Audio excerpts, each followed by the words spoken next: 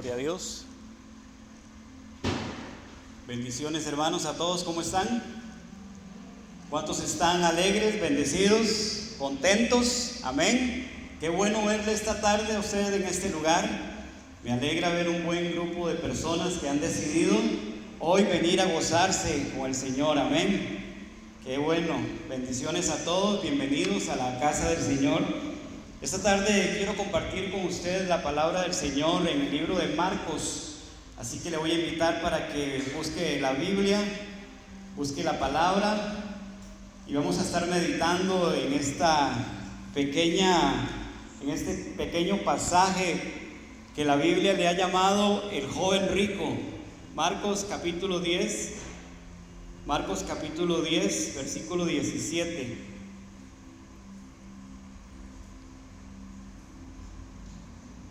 ¿Lo tienen? Amén. Vamos a leer la palabra del Señor.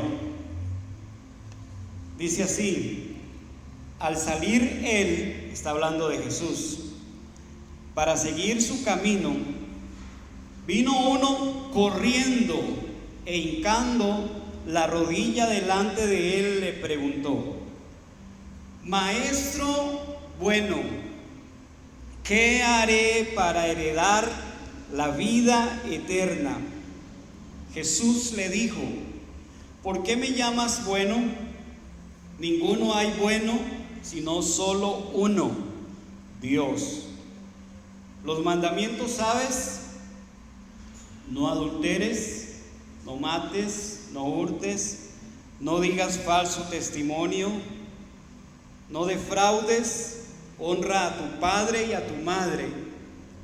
Entonces respondiendo le dijo: Maestro, todo eso lo he guardado desde mi juventud.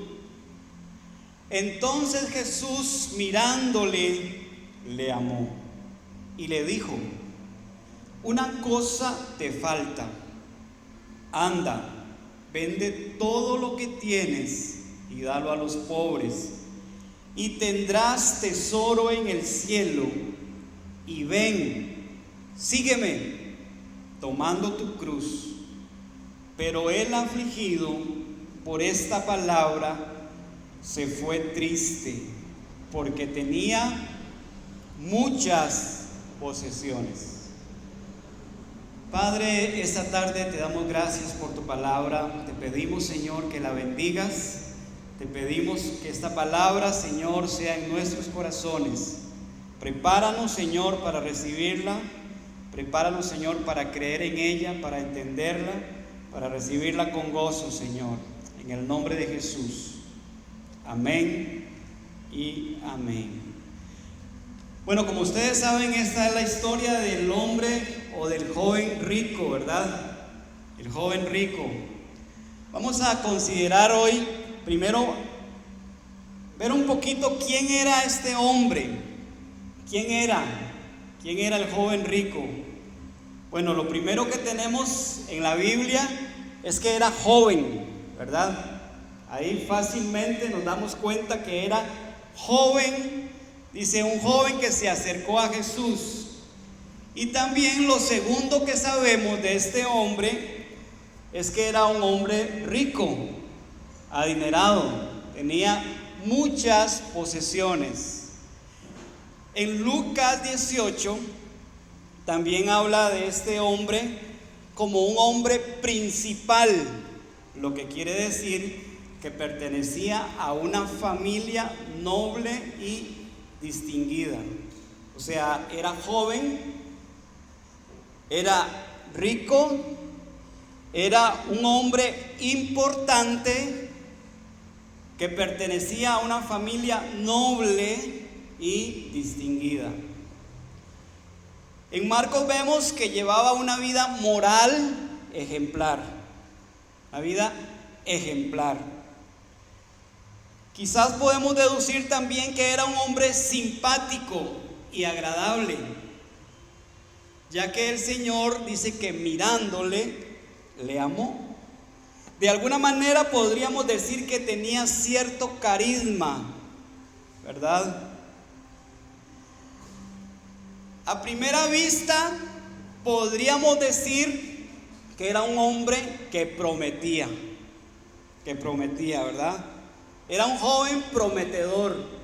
Cualquiera de las muchachas de la iglesia me imagino que se enamoraría de este hombre joven, ¿verdad? Más que tenía ciertos privilegios. Era un hombre que prometía, y dice la palabra del Señor que vino corriendo a donde estaba Jesús y se arrodilló ante él, manifestando un comportamiento inusual para un hombre de esta categoría. Además, todo parece indicar que consideraba a Jesús como alguien importante que le podía guiar espiritualmente. Podríamos concluir esta parte de la presentación de este hombre. Podríamos concluir diciendo que este hombre representaba lo mejor que puede verse de un hombre natural.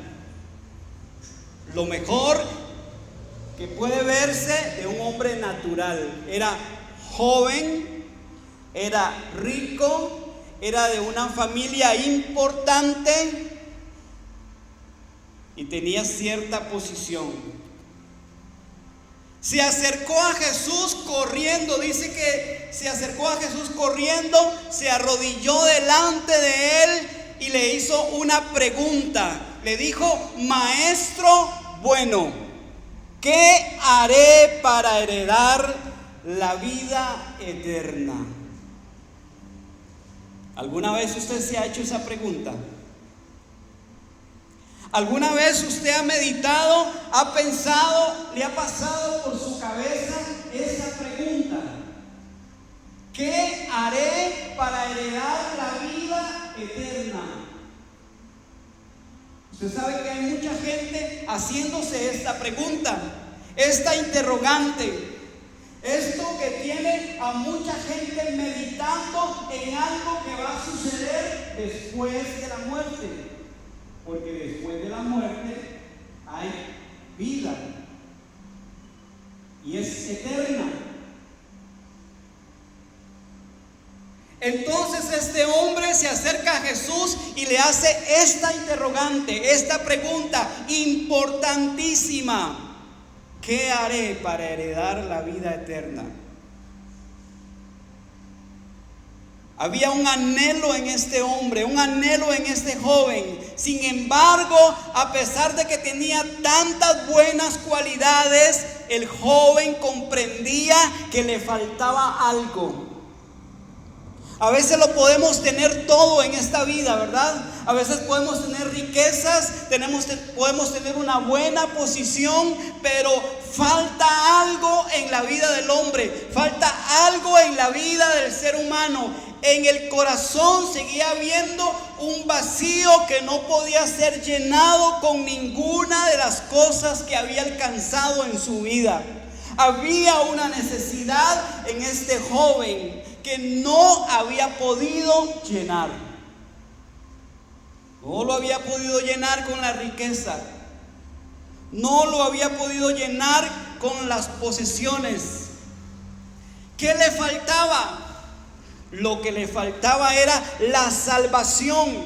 Y como él lo expresa, le faltaba la vida eterna. Le faltaba la vida eterna. ¿Y de qué sirve ganar el mundo entero si se pierde el alma? ¿De qué sirve? ¿De qué sirve ganarse todas las cosas de esta tierra y al final perder el alma? ¿De qué pueden servir todas las cosas que podamos tener en esta vida si no podemos disfrutar más allá, después de la muerte, de la vida eterna? La vida es corta. La vida en esta tierra es pasajera. Un día se va a acabar. Un día ya no vamos a estar más acá, pero vamos a tener que pasar a la vida eterna. Y este joven anhelaba perpetuar su estado aún más allá de la muerte. Aparentemente el hombre era sincero en su pregunta a Jesús y también daba la impresión de que deseaba intensamente lo que estaba pidiendo. Él deseaba en su corazón intensamente, por la actitud que había tenido de encontrarse con Jesús, de que él necesitaba lo que estaba pidiendo. Nosotros diríamos como cristianos que era un hombre que estaba a punto de convertirse, a punto de entregarle su corazón a Jesús. Pero, ¿qué concepto tenía este joven de la vida eterna? ¿Sabe que a veces tenemos un pensamiento equivocado de lo que es la vida eterna? Tenemos un pensamiento distorsionado de la vida eterna. Dice Daniel 12:2: y muchos de los que duermen en el polvo de la tierra serán despertados, unos para vida eterna y otros para vergüenza y confusión eterna. Usted sabe que para los judíos, en el tiempo de Jesús, ellos creían que la vida eterna estaba asociada con la resurrección de los muertos. Ellos entendían o creían que la vida eterna tenía que ver con la resurrección de los muertos. Por eso en alguna ocasión le hicieron una pregunta a Jesús con respecto a una mujer que se había casado con 7 hombres, pero no a la vez, ¿verdad? Para que no vaya a malinterpretar. La historia de aquella mujer que se le murió el marido, después se casó con el hermano y así sucesivamente se fueron muriendo todos, y al final los discípulos le preguntaron al Señor: en la resurrección, ¿cuál de todos va a ser el esposo de esta mujer? De que ellos tenían un concepto distorsionado de lo que era la vida eterna, porque pensaban que después ella tenía que tener un esposo y que la vida continuaba. O sea, para este hombre, la nueva vida de la resurrección sería la perpetuación de la vida actual. La perpetuación de la vida actual. Claro, este concepto podría ser atractivo para el joven rico porque estaba bien posesionado socialmente. Entonces él podía perpetuar su estado actual de riqueza después de la resurrección. Lo que parecía evidente es que para este hombre lo más importante de este mundo venidero era lo que pudiera llevarse de este. Y hay mucha gente pensando de esa manera. De hecho, los antiguos y los egipcios y todos esos dicen que ellos se enterraban con sus riquezas. Porque hay mucha gente que piensa que puede llevarse cosas de este mundo. Qué concepto, ¿verdad?, tan mezquino de la vida eterna. Pensar que la vida eterna tiene que ver con las cosas materiales de este mundo o con las cosas que ofrece este mundo. Sin embargo, el Señor tendría que corregir a este grave error y mostrarle en qué consistía realmente la vida eterna. El Señor Jesús entonces le hace la corrección de lo que es realmente la vida eterna, porque Juan 17:3 dice: y esta es la vida eterna, que te conozcan a ti como al único Dios verdadero y a Jesucristo a quien has enviado. Entonces este hombre joven, ¿cómo pensaba que podía obtener la salvación?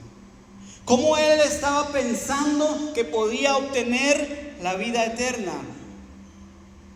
Comencemos por observar cómo pensaba que podía conseguir la salvación. Por la manera en que él formuló la pregunta, resulta evidente que él creía que podía alcanzarla por sus propios esfuerzos, ¿verdad? Hay mucha gente que cree que puede alcanzar la salvación por sus propios esfuerzos. Porque él hace esta pregunta: ¿qué haré? ¿Qué haré? Tengo que hacer algo, preguntó.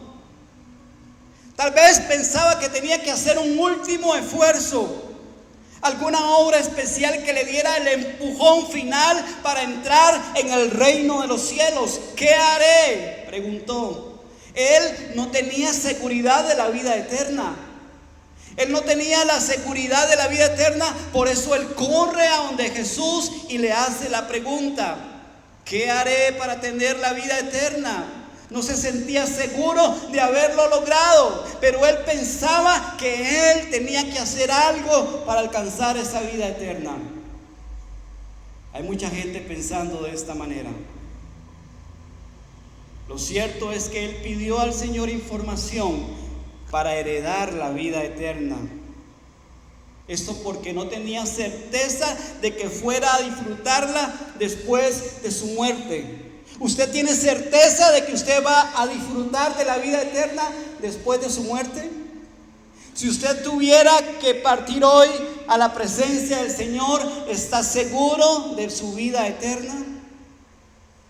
¿Está usted segura de la salvación? Porque esta es siempre la inseguridad que acompaña durante toda la vida a aquellos que creen que la salvación depende de sus buenas obras. ¿Habré hecho lo suficiente? ¿Habré hecho lo suficiente? ¿Me habré esforzado lo suficiente? ¿Habré hecho buenas obras, bastante buenas obras? ¿Sabe? Esta es una inseguridad que acompaña a aquellos que creen que necesitan hacer buenas obras. ¿O será que me falta más todavía? ¿Lo habré logrado o no lo habré logrado? Nunca saben si han hecho lo suficiente. Se sentía perturbado, se sentía sin paz en el corazón y lleno de ansiedad. De ahí la pregunta: ¿qué más me falta? ¿Qué más me falta?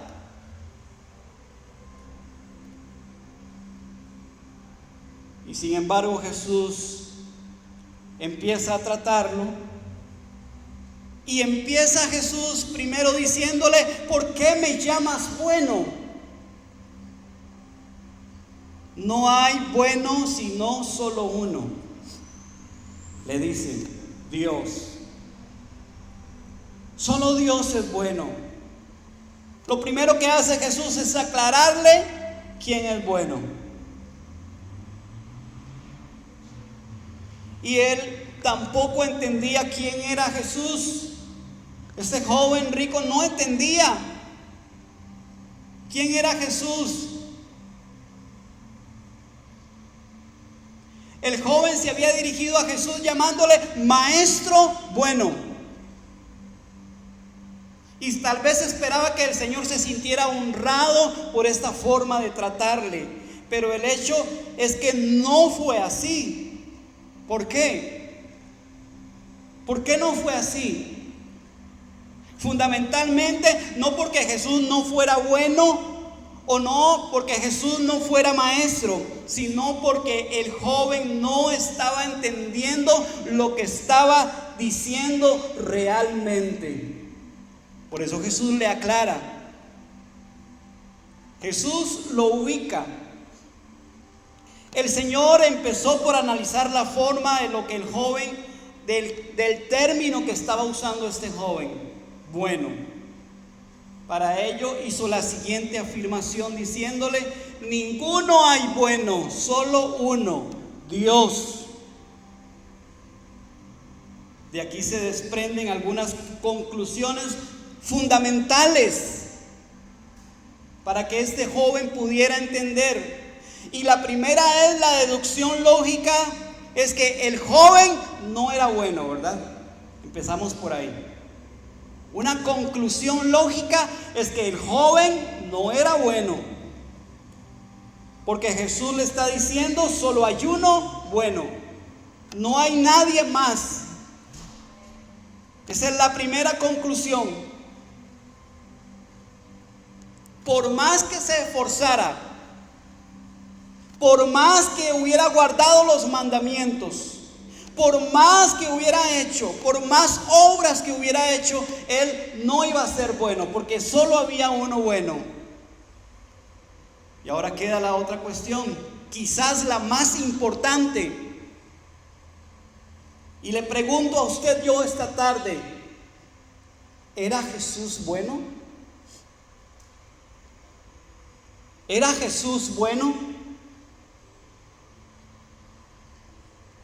¿Qué querría decir este joven cuando le llamó bueno a Jesús? Ahora, Jesús solo podía ser bueno si era Dios, ¿cierto? Jesús podía ser bueno si era Dios. ¿Era esto lo que el joven quería decir? ¿Era esta la pregunta que estaba haciendo este joven? Quizá en ese momento él no se dio cuenta de lo que estaba, del término que estaba utilizando, este término bueno. Tal vez lo estaba utilizando de una forma muy ligera. A partir de aquí, cuando vuelve a dirigirse a Jesús, simplemente, si usted sigue leyendo, se va a dar cuenta que después le dice nada más maestro.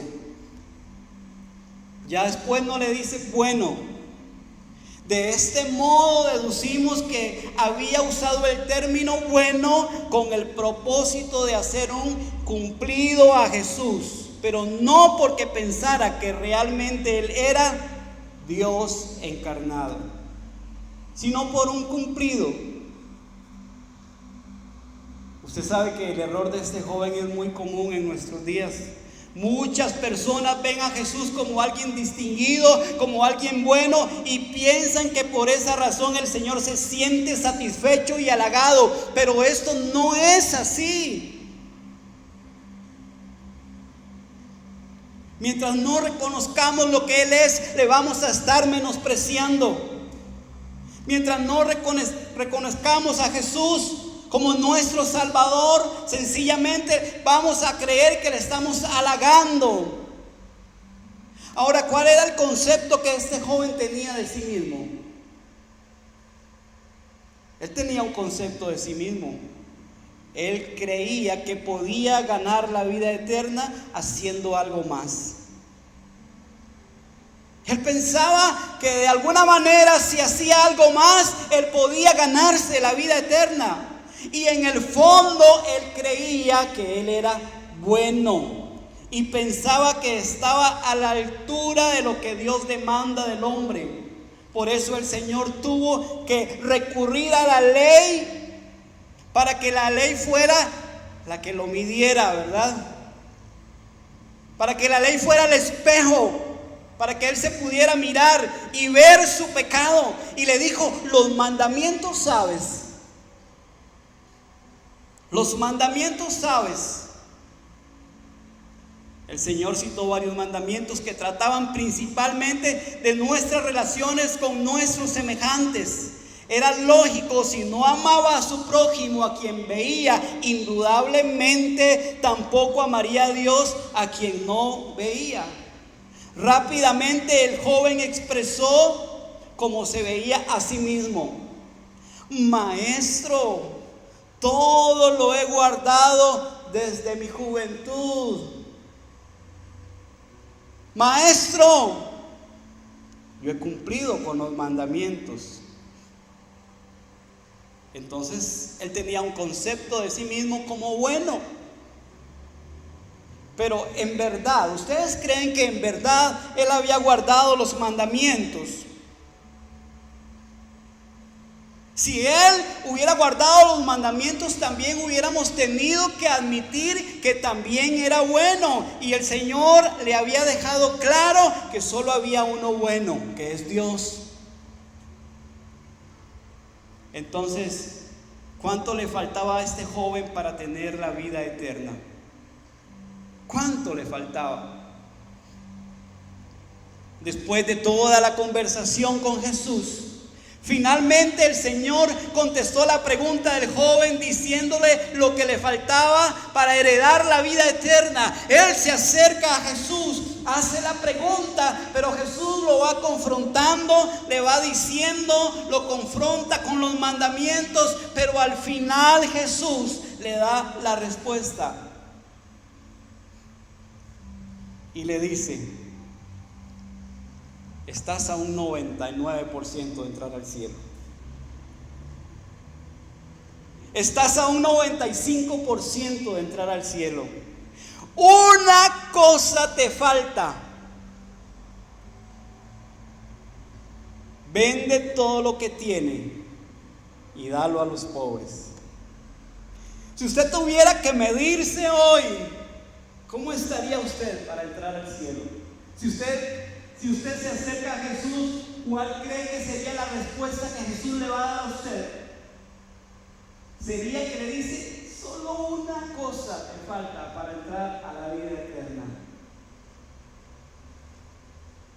¿A qué nivel estaríamos hoy delante de Dios nosotros? Solo una cosa. ¿Cuántas cosas nos faltan a nosotros? Pero no era esta la cuestión. Al joven le faltaba una sola cosa, precisamente la única que era necesaria para tener la salvación, la más importante para tener la salvación.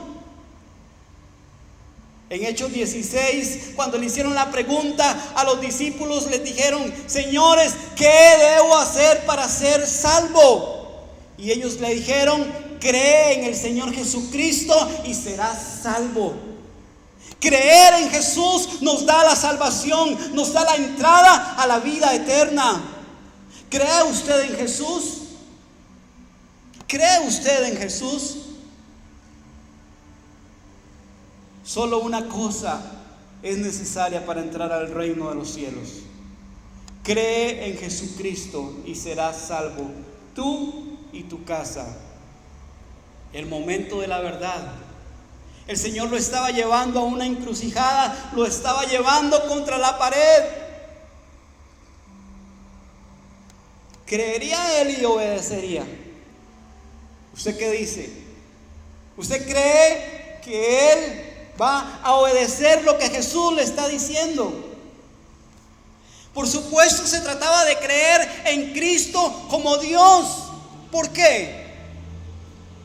¿Quién más tendría autoridad para mandar a otra persona algo semejante? Como lo que le estaba diciendo Jesús: vende todo lo que tienes.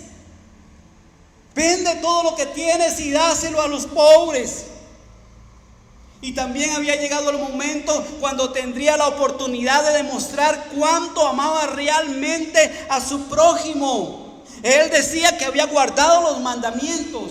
Entonces ahora tenía una oportunidad para demostrar que amaba a su prójimo, porque los mandamientos decían: amarás a tu prójimo como a ti mismo.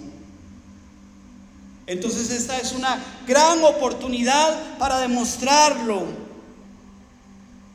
O tal vez amaba más sus riquezas, tal vez amaba más las cosas de este mundo, que era lo que realmente le estaba pasando a este joven. En este mandamiento vemos a Jesús tratando con el corazón del hombre y que le sirviera para ver con claridad lo que realmente había en él. Jesús está tratando con el corazón de este joven para que él se dé cuenta qué es lo que hay en su corazón. Y es lo que Jesús hace con nosotros. Él trata con nosotros. A veces pasamos circunstancias, pasamos situaciones, y es Jesús tratando con nosotros para ver qué sale de nuestro corazón, para ver qué brota de nuestro corazón.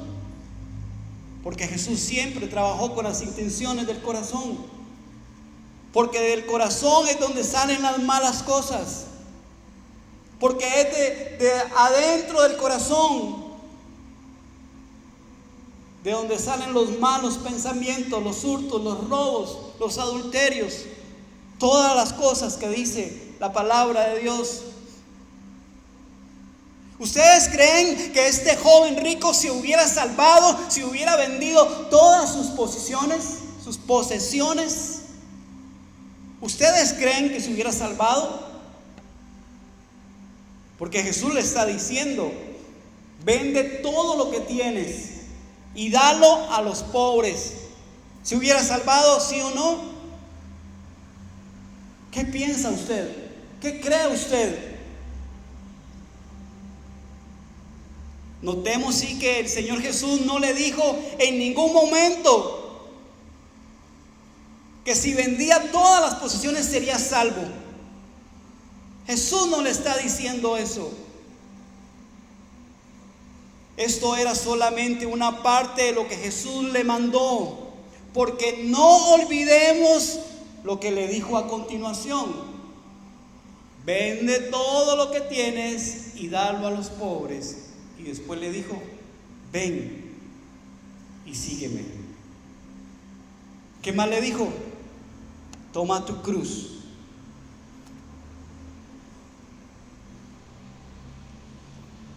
Vende todo lo que tienes, ven, sígueme y toma tu cruz. ¿Cuál era el propósito de este mandamiento? ¿Sabe cuál es el propósito? El primer paso para recibir la salvación es reconocer que somos pecadores y que necesitamos ser salvos por gracia. Jesús lo está confrontando para que él reconozca que es pecador y que necesita la salvación y que necesita la gracia y la misericordia de Dios. Por eso este mandamiento se dio para hacerle ver que era un pecador y que estaba mucho más lejos de amar sinceramente a su prójimo de lo que realmente él creía. El mandamiento del Señor puso el dedo en la llaga. Esta era la prueba que indicaría cuánto deseaba tener la vida eterna. Esta era la prueba. Jesús puso el dedo en la llaga. Y ahí se iba a dar cuenta si realmente este hombre estaba interesado en la vida eterna. Si realmente la anhelaba tanto como para dejar todo lo que tenía a fin de recibir la vida eterna. Si realmente él estaba dispuesto a entrar a la vida eterna olvidándose de todas las cosas que tenía, de todo su dinero, de toda su fama. Y Jesús le dijo: y tendrás tesoro en el cielo. Y tendrás tesoro en el cielo. Olvídese del tesoro de la tierra, porque ese el ladrón y la polilla y todo lo demás. Pero en el cielo tendremos un tesoro. Amén. Amén. ¿Cuántos creen que en el cielo tenemos un tesoro grande? Se llama Jesucristo, nuestro Señor, nuestro Salvador, el Rey de Reyes, el que nos ofrece la vida eterna. ¿Pérdida o ganancia? ¿Qué cree usted para este joven? ¿Pérdida o ganancia? Aparentemente, si vendía todo lo que tenía y se lo daba a los pobres, se quedaría sin nada. Pero esto no era exactamente lo que el Señor le estaba diciendo. La realidad era que Cristo le estaba proponiendo cambiar algunas riquezas temporales por otras que eran de mayor valor y además eran eternas. Riquezas de mayor valor, riquezas eternas. Qué sorpresa se llevó este joven, ¿verdad?, con la respuesta de Jesús. Jamás esperó que Jesús le fuera a dar esa respuesta.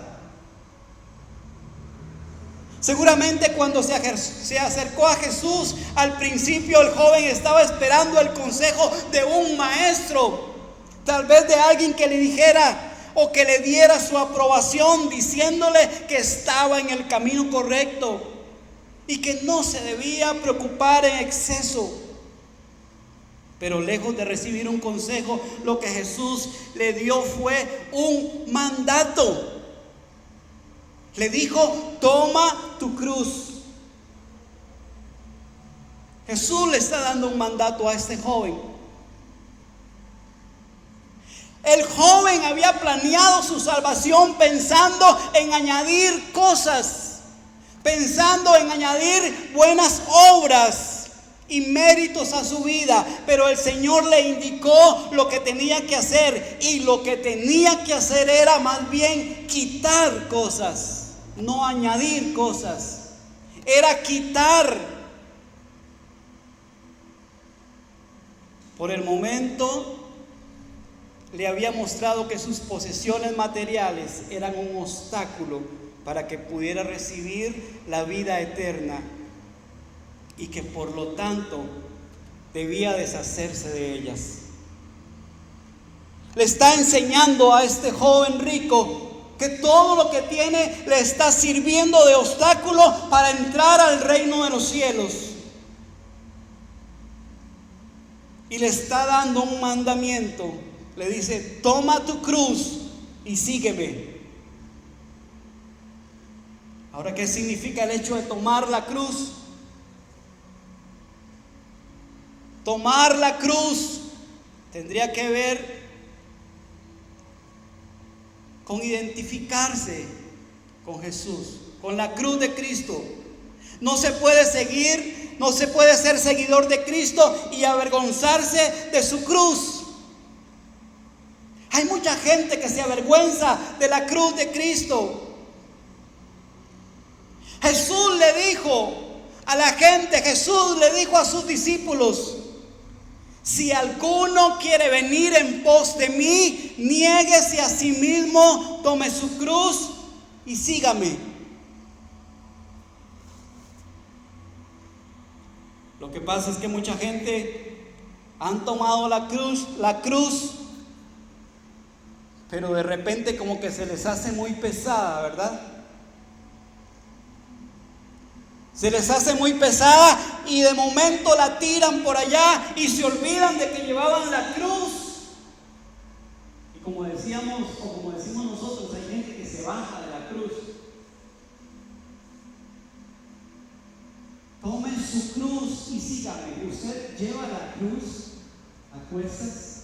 Usted está identificado con la cruz de Jesús. Usted está identificado con el sacrificio de la cruz. Pero hay gente que se le hace muy pesada, y como decía hace unos años un pastor por ahí, sacan el serrucho, ¿verdad? Y le empiezan a quitar pedazos a la cruz. Y padres juegan el serrucho, ¿verdad? Y le quitan un pedazo para que se haga más liviana. Entonces se dan ciertos permisos, ciertos comportamientos, ciertas actitudes, y siguen con la cruz, pero ya les falta un pedazo, y de repente se les hace otra vez más pesada y vuelven a sacar el serrucho y le quitan otro pedazo a la cruz. Y al final del camino no se han dado cuenta de que hay un precipicio y que necesitan poner la cruz para pasar al otro lado. Pero ya le ha importado tanto que no va a llegar hasta el otro lado. Por eso es necesario: si alguno viene en pos de mí, tome su cruz, niéguese a sí mismo. Hay que negarse y sígame. Y sígame. ¿Es usted un seguidor de Jesús y lleva la cruz de Jesús? Este tuvo que haber sido un momento especialmente duro para este joven, confrontado con todo lo que tenía, para deshacerse de todas sus riquezas, porque personalmente no se veía como una persona mala. Había guardado todos los mandamientos. Alguien que tuviera que morir a sí mismo. ¿Ustedes creen que se vería como alguien que tuviera que morir a sí mismo cuando había dicho: he guardado todos los mandamientos?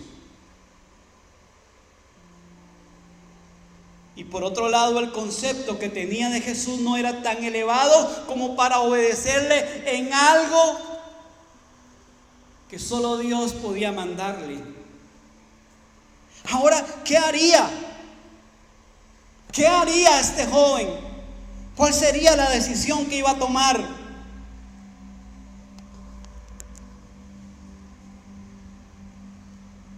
Él, afligido, se fue triste, porque dice la Biblia que tenía muchas posesiones.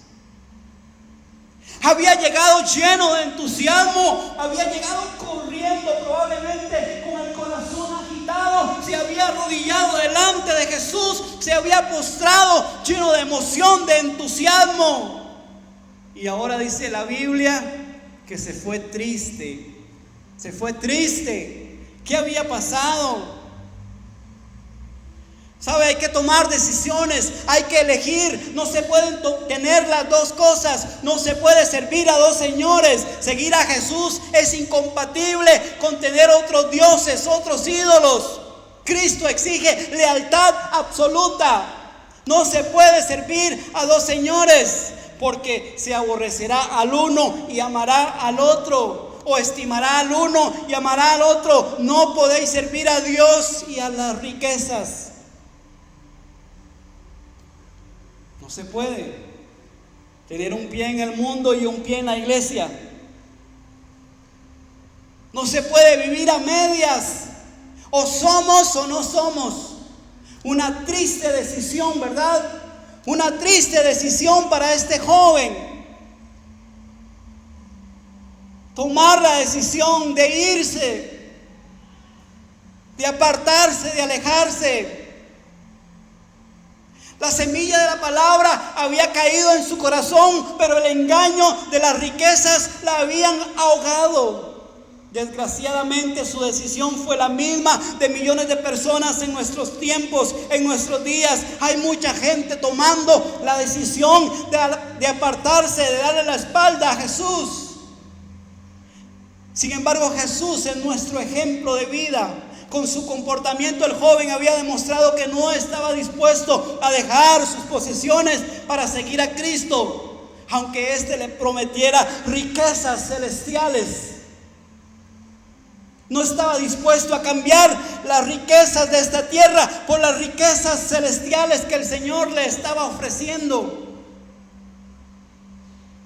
Porque ya conocéis la gracia de nuestro Señor Jesucristo, que por amor a vosotros se hizo pobre siendo rico, para que vosotros con su pobreza fueseis enriquecidos.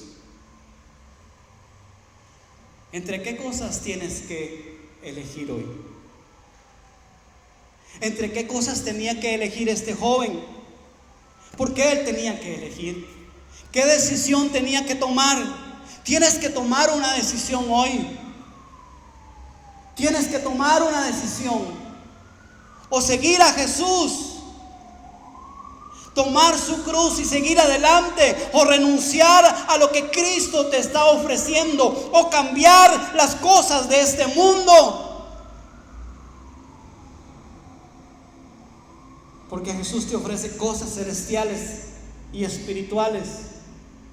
O cambiar las cosas celestiales y los tesoros eternos por las cosas, por las migajas que ofrece este mundo. Tienes que tomar una decisión hoy. Lamentablemente el joven rico tomó una decisión que no fue la correcta, no entendiendo cuál era el significado de la vida eterna. Pero Jesús hoy nos ofrece la vida eterna. Jesús nos ofrece la vida eterna. El mejor regalo, lo mejor que le puede pasar al ser humano es encontrarse con Jesús y es encontrarse con la vida eterna. Le pregunto a usted esta tarde, ¿tiene usted la vida eterna? ¿Tiene usted la vida eterna? Si usted tuviera que morir hoy, ya tiene la vida eterna. ¿Sí? Cierre sus ojos, por favor. Incline su cabeza y medite. Medite un momento en esto. ¿Será que tengo la vida eterna o que las cosas de este mundo me están ganando? Estoy perdiendo. Estoy inclinándome a los deseos de la carne, de los ojos, a la vanagloria de la vida. Reflexione en este joven, reflexione en la vida, reflexione en la vida eterna.